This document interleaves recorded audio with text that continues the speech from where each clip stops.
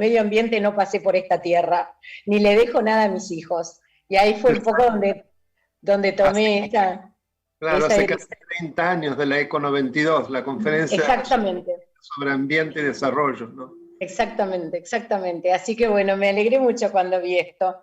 Y bueno, Daniel, a ver, no sé ni por dónde empezar, pero yo recién decía, ¿qué significa, vamos a ponernos en contexto, qué es la constitución en un país? ¿Qué significa tener una constitución y qué deberes tenemos para con ella?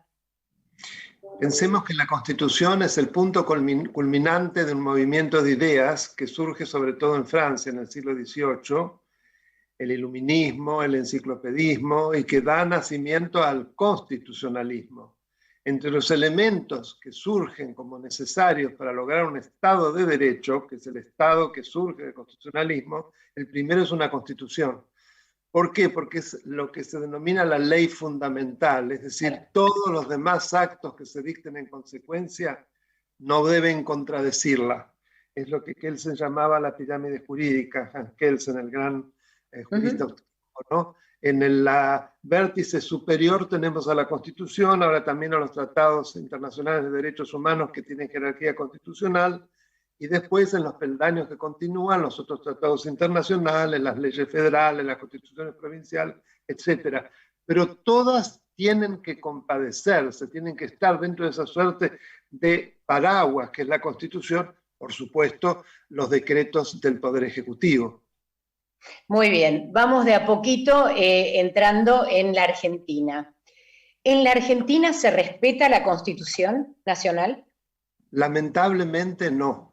Tenemos una cultura de no respetar las normas jurídicas, apelando a otro gran jurista argentino, Carlos Santiago Nino, desgraciadamente fallecido muy joven, pero su último libro es absolutamente como una especie de testamento en la materia. El libro se llama Un país al margen de la ley y describe los comportamientos anómicos que tenemos los argentinos, con un resultado que es realmente pavoroso, porque como él bien dice, de un país que estuvo entre las más importantes potencias del mundo, allá por los años 20 del siglo pasado, pasamos, bueno, a una involución que no para de decrecer y que se compadece, él lo ve absolutamente ligado a esta falta de reglas claras y seguras a través de las cuales sean los andariveles que orienten, que organicen las conductas de los gobernantes y de los gobernados, porque nosotros, usted me preguntaba los deberes, y los deberes son muchos, por supuesto, no solamente de los gobernantes, todos los que surgen de la Constitución y de las leyes los tenemos que cumplir, empezando por las leyes de tránsito. Sí. En observancia, lo que de Nino pone como título, que es tan provocativo y que es tan citado, es lo que experimentamos los conductores en las calles de cualquier ciudad de la nación argentina. No sé si a usted le ha pasado, donde uno se siente absolutamente como acosado por una cantidad de conductas anómicas y prepotentes y agresivas, a veces no se da cuenta y entra en la misma tónica, lamentablemente. Y bueno, lo digo con un ejemplo que puede parecer muy pueril, pero que a lo mejor sirve para entender lo que quiero decir. Bueno, no me parece tan pueril cuando creo que es la segunda razón de muerte en nuestro país, los accidentes de tránsito, ¿no? La segunda razón de muerte. Sí. Ahora, escuchándote mientras ibas hablando, Daniel, me voy a permitir me parece fantástico. tutearte, porque te siento como más cercano, ¿no? Mientras te iba escuchando, yo digo, ¿qué pasa en un país que no respeta sus leyes? O sea, es muy grave. Quizá esta frase que nosotros usamos todo el tiempo, que esta anomia, o sea, esta cosa de no cumplir las leyes o la falta de leyes y de no respetar, es muy grave, es tan grave, pero a mí lo que me asusta y me preocupa es que no nos damos cuenta de la gravedad que esto tiene para el país y para el futuro del país y para el futuro de las otras generaciones. Porque en esto que vos hablabas de lo simple de las leyes de tránsito, argentino que va al exterior, argentino que cumple las leyes. El argentino no cumple sus leyes en su país, pero fuera de su país sí las cumple a rajatabla. Porque hay controles y controles efectivos, pero además hay algo que tiene que ver con un elemento subjetivo. En los países con democracias consolidadas, el cumplimiento tiene que ver con una sensación de que el cumplir en el fondo me satisface a largo plazo a mí también. Sí. Es decir, vivir en una anarquía donde nadie cumple nada, todos se atropellan, todos pierden. Totalmente. Vivir en un país donde hay reglas claras, donde las cuestiones se manejan desde andariveles que son previsibles, que hay seguridad jurídica, me permite organizar las cosas de distinto modo, inclusive arriesgarme. Cuando se habla de las acciones, ¿quién va a arriesgar en un país donde las reglas se cambian todo el tiempo o se violan todo el tiempo? Nadie. No. Y si no hay acciones, no hay desarrollo. No. Ahora, siempre creo que nuestros políticos no salen de un cascarón, salen de nuestra sociedad, ¿no? Absolutamente. ¿Dónde nosotros cuándo empezamos a fallar de esta manera tan sublime para estar trayendo cada vez nuestro país más a un fondo que parece nunca terminar y nunca llegar? Mira, yo generalmente me remonto, fíjate vos, a la colonia española, al mundo del imperio hispánico. ¿Por qué? Porque en aquel entonces vivíamos bajo las reglas de una monarquía absoluta sumamente férrea, pero sin embargo se daban situaciones muy curiosas. Las normas supuestamente provenían del Consejo de Indias. Exacto. Cádiz, que era, digamos, el consejo que legislaba en nombre del monarca. Pero cuando llegaban acá tenían un sello que decía: las normas se honran pero no se acatan. ¿Por qué? Porque quien estaba al mando las veía o desactualizadas o que, dadas las circunstancias de lo que él quería hacer, significaban un freno que él no estaba dispuesto a soportar. Wow. Eso para mí es muy profundo. Fíjate vos, se honran pero no se acatan. Es tremendo eso. Fíjate vos, pero bueno, pero ¿qué es lo que Bueno, es una incongruencia. Para mí, si se honran, se acatan. Si no, no se honran. Bueno, pero es que es como una actitud, yo te diría casi esquizofrénica. La doble cosa, la picardía además. Bueno, las voy a arreglar porque en definitiva me sirven. Si no, no puedo gobernar. Porque el tema es que si no, no se puede gobernar. Fíjate que lo que estamos enfrentando en este momento, los jueces no me dejan gobernar. Ahora, vos entraste ahora en este momento, ¿no? Por supuesto, nadie sabía cómo iba a terminar decidiendo la Corte, que no, para mí no tiene nada que ver con las clases presenciales, sino tiene que ver con la injerencia en un Estado de Derecho de un determinado lugar o no. Y creo que legisló, o no legisló, mejor dicho, sentenció sobre eso, dio su opinión, ¿no? ¿Cómo es posible? O sea, uno piensa, ¿no? Yo me imagino a la gente común pensando en la calle. Tengo un presidente que es abogado, que es profesor en la facultad. La mayoría de quienes están en el gobierno o los legisladores son abogados, son hombres y mujeres de derecho. Entonces, ¿qué pasa? Que hay esta imposibilidad de entender qué es el derecho y cómo tiene que ejercerse el derecho y la legalidad, y que encima se pone por delante el partidismo y hasta las emociones, diría. Porque para mí, voy a decir una frase tremenda, pero dije, es como si estuvieran jugando, voy a ponerle de otra manera. ¿Quién tiene el amor propio más fuerte? Sí, en este momento. Bueno, fíjate que lo que vos estás diciendo es un compendio de autoritarismo y de machismo que también viene encapsulado en toda esta forma de actuar, y en algo que muchas veces se repite, aquello de echa la ley, echa la trampa. Sí. Pero esto, lamentablemente, de echa la ley, echa la trampa, también está muy internalizado en los abogados. Es decir, muchas personas cuando te consultan, lo que te piden es el modo de correrse de la ley. Yo lo voy a contratar a usted porque lo que quiero es justamente salvarme de tal cosa, ¿no? O al contador para no pagar impuestos. Ya nos forman de esa manera y no hay una ética susceptible de contener, porque tiene mucho que ver también con valores y con ética, cómo se debe actuar desde el punto de vista de los valores. Vos sabés que en mi facultad no se enseña ética jurídica. ¿No? No, lo digo porque es la facultad de lejos que ha generado la mayor cantidad de presidentes, ministros, como ninguna otra. Presidente, mira, cuando vos entrás, desde la parte del garage de abajo, subís al primer piso ante la sala de profesores y hay un salón muy lindo donde están los retratos de todos los presidentes que fueron alumnos de la facultad. Y bueno, son muchísimos. Sí. Y no están los ministros, y no están además presidentes y ministros de de todas las épocas de facto, lo que quieras. Bueno, entonces, yo fui miembro en un momento del consejo directivo de la facultad y junto con otra persona, lo que propusimos fue que se incluyera en la currícula ética jurídica. Claro. No tuvimos éxito porque nos dijeron que eso es algo que está en todas las materias, que en definitiva tiene que ver con un problema de valores de cada persona, que no vamos a ser de moralistas, en fin, mil cuestionamientos. Y yo aduje, pero no sienten de la Facultad de Derecho más prestigiosa de América Latina, porque es así. Sí. La UBA es en todos los indicadores, los distintos de la facultad, de las universidades de Latinoamérica, la número 1. Y la Facultad de Derecho es la número 1, creo que de lejos. Entonces, ¿no les parece que en algo fallamos para que en la galería esa, que precisamente está al lado del salón donde se reúne la comisión directiva, haya tanta cantidad de presidentes que la mayoría de ellos no cumplieron las normas?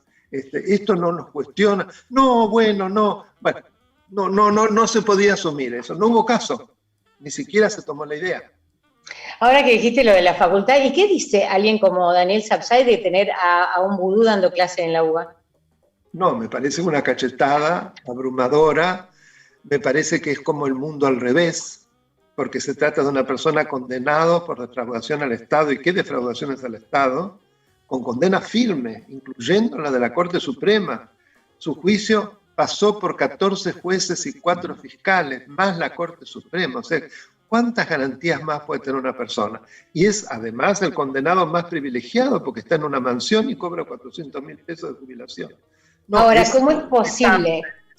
Yo firmé una carta, vos sabés que hay una carta de miles de profesores, exalumnos, graduados de la UBA que firmamos y que llegaron a muchos miles precisamente quejándonos muy fuerte de una situación semejante. Pero no importa, o sea, yo sentí como que era una cachetada, pero además hay un problema gravísimo de ejemplos en nuestro país. Los ejemplos son malos. Por lo tanto, los que están debajo y tienen que cumplir van a ser malos, no van a ser buenos. Si yo a un hijo le estoy mintiendo y le estoy diciendo que no respete, y etcétera, obviamente mi hijo no lo va a hacer, no va a ser alguien honesto y que tenga ética y que entienda lo que es la moral, la moralidad y la inmoralidad, ¿no? Para mí, es decir, tener a una persona en la Facultad de Derecho, en ninguna facultad, es decir, alguien que ha estado condenado, que tiene todos los privilegios que tiene, es una aberración al derecho, al ejemplo, a muchas cosas. Fíjate que es en la Facultad de Periodismo, de Ciencias Sociales, de Comunicación, pero de la UBA, desde ya, por suerte no en Derecho, pero es dentro de la UBA. Además, suponte que él es economista, ¿no? Que él haya sido contratado o lo haya nombrado para enseñar economía. No, pero él va a enseñar en una especialización de comunicación para periodistas sobre el lawfare. ¿Vos te das cuenta? Es decir, en realidad se va a defender sus casos, que es lo que hizo, en el marco de un lugar académico que para mí, después de eso, ha demostrado que no es nada académico y que es vergonzoso y que si tuviese un hijo jamás lo enviaría a estudiar en esa facultad. No, definitivamente. Bueno, salgamos de vudú y volvamos un poquito a lo que está ocurriendo, ¿no? La Corte dio las señales que dio y ahora el gobierno se va a poner en contra de la Corte. ¿Se puede poner un gobierno en contra de una decisión de la Corte? No, absolutamente no, pero recordemos que en el pasado ya lo ha hecho. ¿Sí? El caso más notorio fue del procurador, el doctor Eduardo Sosa de Santa Cruz, que yo lo conozco, fue su abogado, así que sufrí todos los avatares, donde no solo no se cumplió, sino que yo recordaba ayer en el programa de tu colega Alfredo Leuco, que me dijo, qué bueno lo que trae como recuerdo, que en ese entonces, en el cuarto fallo, donde la Corte fue muy asertiva y exigió claramente la reposición, fue poco antes del fallecimiento del presidente Néstor Kirchner, y él hizo una reunión en Río Gallegos a la que convocó a todos los gobernadores del justicialismo, que fueron, y adujo que ese fallo no se iba a cumplir porque era un golpe de Estado de la Corte Suprema contra la autonomía de una provincia como Santa Cruz, y él no lo iba a permitir. Lo mismo que están haciendo ahora. Lo mismo que están haciendo. Que dice su mujer, que los golpes de Estado ya veo que se hacen de distinto, una cosa que parece una opereta barata, ¿no? Pero no importa. Yo creo que no tiene espacio para no cumplirlo, porque es otra sociedad. Y ese es el otro punto que me gustaría tocar. Creo que la sociedad ha crecido mucho, que se ha producido una suerte de sarampión cívico, yo lo denomino así, sí. Que es muy valioso, y que el fallo también en gran parte de la Corte se sintió empoderada por ese movimiento extraordinario de padres que se rebelaron y dijeron con la educación de nuestros hijos no, y que eso no solo sucedió en Cava, sino también en provincia de Buenos Aires. Y por lo tanto no veo ningún espacio para que no lo cumpla. Además hay otro detalle: la falta de mayoría absoluta del oficialismo en Cámara de Diputados ha sido un elemento de control extraordinario. Fíjate que menos mal. No pueden pasar, yo lo digo para ver cómo van a votar en las próximas elecciones, que son clave, ¿no? Para que se vea la importancia de no tener el poder absoluto, lo que implica el control y la necesidad de lograr acuerdos. Que fíjate que aún estando en minoría no lo logra el gobierno porque tiene una cultura autoritaria. No lo puede hacer, porque es lo que vos decís, quiere medir, no sé, lo que vos dijiste que tiene más largo, pero no importa. Sí, tal cual. Le puse amor propio, pero... Sí, pero que el amor propio, exacto. Pero que es muy gráfico porque tiene mucho que ver con esa prepotencia autoritaria. O sea, es que a mí esto me encanta lo que dijiste, lo del sarampión, porque creo, de alguna manera, creo que hubo una diferencia en este lapsus entre el gobierno anterior, el gobierno de Macri, y el que viene después. Creo que ahí hubo un cambio en la gente y que tiene que ver con la institucionalidad. Yo siempre sentí, siempre lo dije públicamente, que en el gobierno de Cristina Fernández de Kirchner perdió por haber ido contra lo institucional, y que para mí era la parte más grave que tenía su gobierno. Como también siempre pensé que era la única persona que podía cerrar la grieta y jamás la quiso cerrar. Siempre siguió andando sobre ella. Y después vino Macri, también andó sobre la grieta, porque a muchos parece que les conviene, ¿no? Mientras tanto, la gente del otro lado... sí, siempre digo, se queda colgada del pincel y la pobreza va subiendo, y no vamos asumiendo que realmente, ayer lo hablaba por Twitter con Kachanowski, digo, a ver, nosotros parece que tuviéramos el número infinito, que es el 8 acostado, ¿no? Es decir, como que nunca llegamos al fondo, y en realidad lo que estamos haciendo es que estamos rompiendo todas las reglas de la institucionalidad, de la moral, de la ética, de todo. Y eso es de una gravedad supina. Claro, pero lo que vos decís es muy cierto, se tomó conciencia. Yo creo que la semilla fue la presidencia de Alfonsín. Sí. Con todos los errores que pudo tener la administración económica, sin embargo, después tomamos conciencia de que él realmente... Mira cuánto tiempo, Daniel, por Dios. Pero quedaron esas semillas, y con todos los errores que cometió Macri, yo fui muy crítico. Sí. Sin embargo, vivimos en un pleno gozo de nuestras libertades. Yo pensé lo mismo. Fue lo que siempre le agradecí. Volví a sentir que no tenía miedo. No tenías miedo. Bueno, exactamente. O sea que en ese sentido fue una cierta reedición del gobierno de Alfonsín. Plenitud de derechos, respeto al otro, no perseguir a nadie, bla, bla, bla. Hubo muchos otros errores. Yo fui muy crítico en muchas cosas con Macri, inclusive en relación a la designación de ministros de la Corte en un inicio, que se equivocó desde ya. Pero la gran diferencia fue esa. Por eso hubo un 41% que lo volvimos a votar. Claro. Fue por Macri en sí, fue porque del otro lado vimos lo que lamentablemente no nos equivocamos, que venía nuevamente la anomia, el no derecho, el atropello, la conciencia más larga, ¿no? Decía el amor propio más largo. Ahora estamos enfrentando lo mismo. Yo siento que estamos enfrentando lo mismo. Y creo que no podemos quedarnos quietos. Creo que no podemos quedarnos quietos. ¿Qué tiene que hacer la sociedad para no salirse de la ley y para pelear por sus derechos correctamente? Fíjate que ustedes, como profesores de la UBA, plantearon lo que plantearon con Vudú, y sin embargo Vudú está ahí tan pancho enseñando en la Facultad de Comunicación, dependiente de la UBA.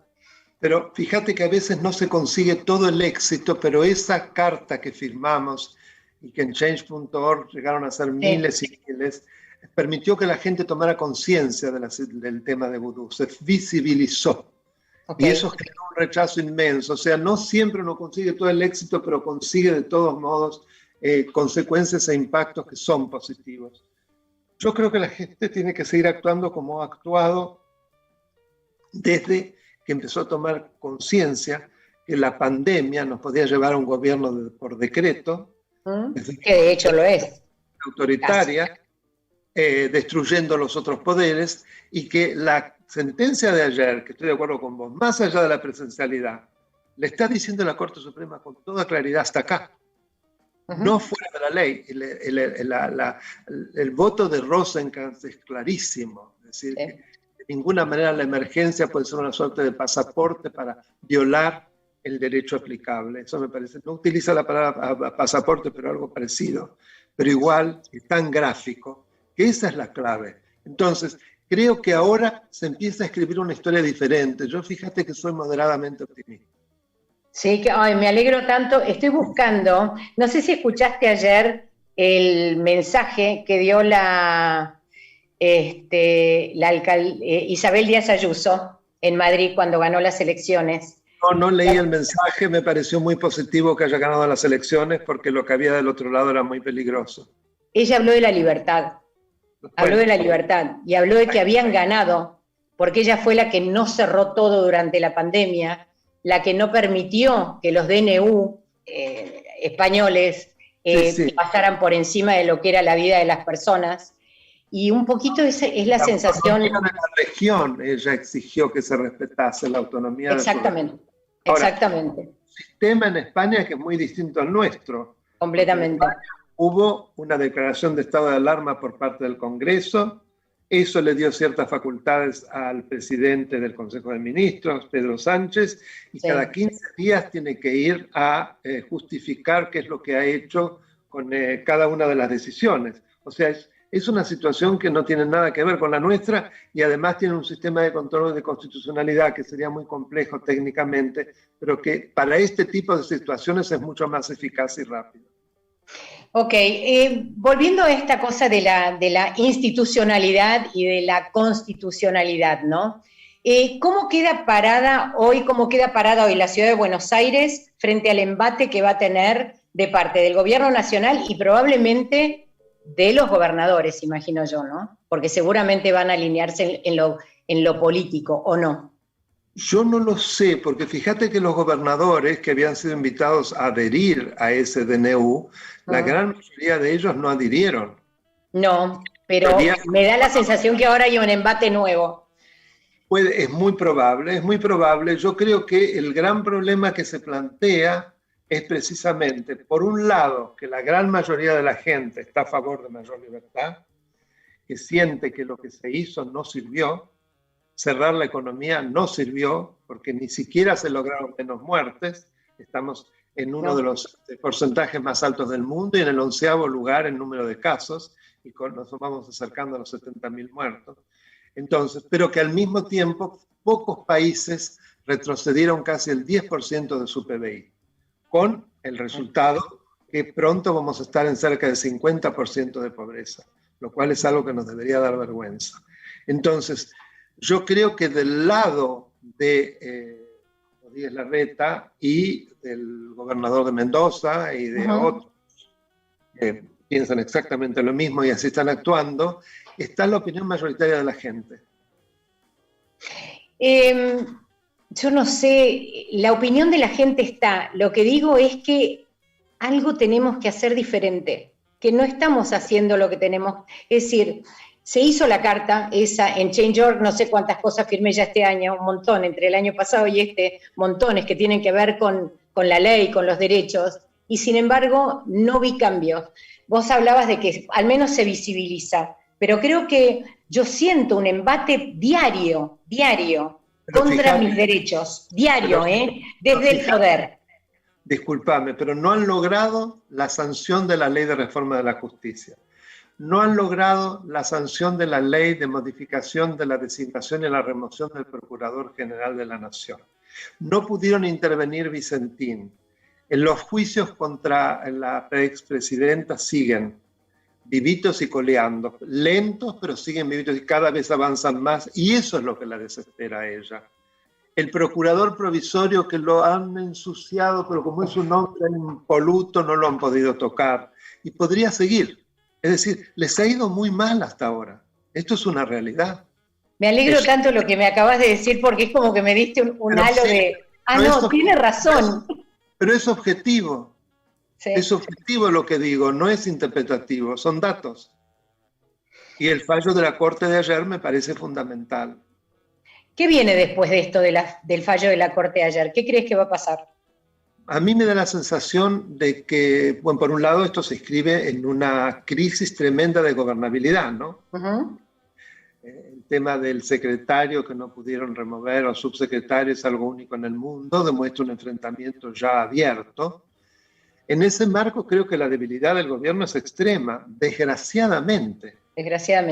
Desgraciadamente, con lo cual, más allá de todas las prepoteadas, de todos los insultos, que parece como el niño, viste, que no se sabe frustrar y entonces grita. Exactamente.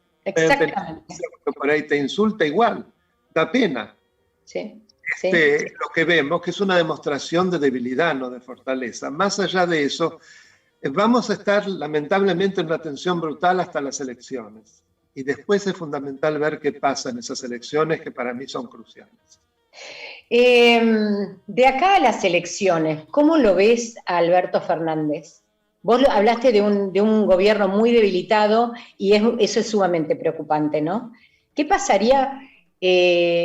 ¿Vos imaginás, no sé, que le pasara algo a Alberto Fernández, que renunciara a Alberto Fernández, que se cayera el avión donde va Alberto Fernández y que asumiera Cristina Fernández de Kirchner como presidenta? Mira, en los hechos ella es la presidenta, porque yo desde que asumí la nueva administración alerté que caíamos en un vicepresidencialismo, sí. Que es algo al margen de la Constitución. Yo hablo de la presidenta de facto, porque la Constitución dice que el presidente es un ciudadano con el título de la presidenta de la Nación Argentina, no el vicepresidente. Entonces, no veo que va a haber un cambio tan grande si ella asume efectivamente. Lo que pasa es que ella no quiere. No, ya lo sé, pero, y no pero ahí yo sí me imagino que hay una sociedad, un 40 y tanto % de la gente que diría, no, de esta manera no, y ahí estaríamos en contra de lo que es la legalidad. O decís si ella asume el poder formalmente. Claro, y sí. No podríamos decir que no, porque es lo que la Constitución manda. La sucesión natural del presidente es el vicepresidente que completa el mandato. Exactamente. Eso es así. Pero me alegro mucho que me hayas dicho recién todas estas cosas que no pudieron hacer, porque no son cosas que a uno los ve en la cotidianeidad de su vida, sino que son cosas que en general quedan un poco ahí, ¿no? Uno lo lee, pero yo creo que la gente, esto que yo te estoy transmitiendo, este miedo permanente, esta sensación de falta de respeto a lo que debe ser, es algo que es lo que produce en las personas esta gigantesca incertidumbre de no saber para dónde vamos, porque no tenés un ejecutivo, y no digo solo el presidente, un poder ejecutivo que realmente esté marcando un camino hacia dónde queremos ir. ¿Vos creés que hay algún camino hacia dónde queremos ir en la Argentina? ¿O es como, allá vamos? Mira, yo creo que el camino, no tengo duda que en la gran mayoría es el camino de la legalidad. Ha habido una toma de conciencia de que así no se puede más y de que hay que tener programas, hay que tener objetivos, hay que volver al Estado de Derecho. Yo estoy convencido que esto es así.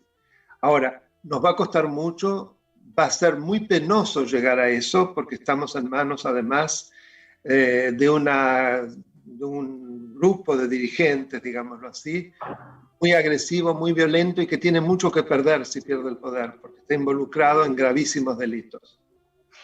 Yo siempre pensé que era muy difícil salir de la demagogia, ¿no? Porque es muy difícil decirle a la gente, yo te dejo de regalar esto, te dejo de dar esto, te dejo de dar aquello. ¿Cómo crees que reacciona una sociedad a la cual, cómo haces para quitar los subsidios que tenés? ¿Cómo haces para ir cambiando esa mentalidad que ya lleva casi 4 generaciones de personas que solamente reciben dádivas y no tienen lo que significa la dignidad de un trabajo? Yo creo que tenés que de a poco cambiando las prioridades y además al poner en marcha un vasto programa de vuelta al Estado de Derecho, vas a generar las posibilidades para que haya inversiones, para que haya nuevas fuentes de trabajo, y eso poco a poco se puede transformar en un círculo virtuoso. Ha habido países que estuvieron muchísimo peor. Pensá en los países después de la Segunda Posguerra Mundial, eran países aplastados. Y en pocos años, en pocas décadas, se transformaron las potencias que todavía lo son hoy los grandes países europeos. Pensá en Alemania, en Francia. Eso es así. Pienso que la diferencia ahí era que veían la muerte y jugaban con la muerte permanentemente. Acá no, acá vamos viendo cómo de a poquito la gente va cayendo en la pobreza, de a poquito. Es otra forma de muerte. Sí, pero no es tan evidente, no es tan evidente, la gente no se da cuenta. ¿Sabes qué pasa? Que yo quiero tener fe y quiero tener esperanza, sobre todo ya pienso más en mis nietos, que en mí mismo, inclusive en mis hijos, porque lo veo a mediano plazo esto. Daniel, ¿qué le dirías si tuvieras al presidente adelante? ¿Qué le dirías? Mira, le diría que realmente tome las riendas para ejercer un mando, que es el que le ha confiado la Argentina en elecciones transparentes, y que termine con la generación de odio, con la confrontación, y que asuma el rol que se le ha dado, y que no se deje llevar por quien en definitiva es una vicepresidente y que como tal no integra el Poder Ejecutivo.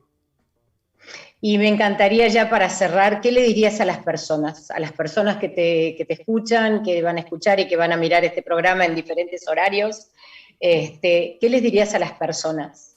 Mira, lo que hablamos, es decir, que sigan teniendo fe y que sigan trabajando como lo han hecho a través de 9 banderazos, a través de la rebelión en el caso de los padres, de cantidad de actitudes que marcaron caminos en muchas decisiones que impidieron que la prepotencia y el autoritarismo avanzaran. Yo en ese sentido, vos sabés que creé un canal de YouTube, Daniel Alberto Sapsay. Sí, sí. Y bueno, los invito a que se suscriban, ya son casi 50.000, fíjate que me siento muy orgulloso que en un año, ayudado por mi hijo, que es el que hace todo el trabajo artesanal de la impresión, de las tapas, etcétera, etcétera, que es un canal que les puede servir para informarse. Así que los invito a entrar, a suscribirse, que es gratis, a Daniel Alberto Sapsay en YouTube. Lo voy a hacer y te voy a ayudar en todo lo que pueda, Daniel, porque confío plenamente en tu capacidad de enseñarnos un camino de la legalidad y lo que está bien, que tanto nos está haciendo falta en la Argentina. Muchísimas, pero muchísimas gracias. Bueno, fue un placer hablar contigo, un gran cariño, y ya lo vamos a repetir. Buenos días. Lo creo que sí. Un abrazo muy grande, Daniel Sapsay. Bueno, a todos ustedes les digo lo que les digo siempre, sigan cuidándose, no hay ningún presidente ni ministro que nos pueda decir qué es lo que tenemos que hacer en esto de cuidarnos nosotros y cuidar a los demás. Así que tengan una muy buena semana y nos vemos el próximo miércoles. Gracias a todos. O al 0800.